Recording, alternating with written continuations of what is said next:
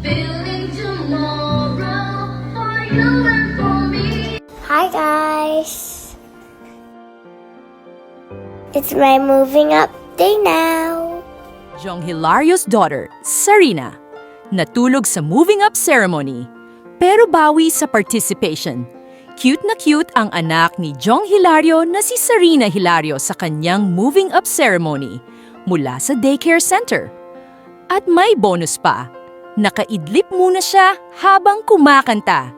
Ang mga kamag-aral sa program. Sa video na ibinahagi sa Instagram, makikitang nakatulog si Sarina sa gitna ng program. Pero huwag humaka. Nap lang pala yun.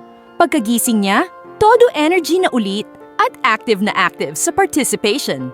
Ayon nga sa caption ng post, Sarina's Moving Up Ceremony, awarded Most Active and Most Improved.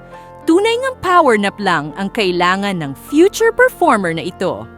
Nagpasalamat din si Jong sa Teacher Rochelle at sa Makati City Government sa pagbibigay ng quality early childhood education sa kanilang barangay.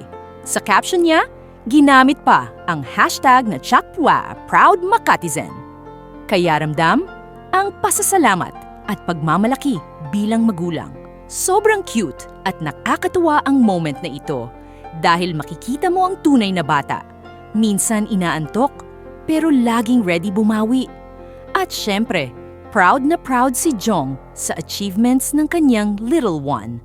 Congratulations, Sarina! Most active, most improved, at most adorable.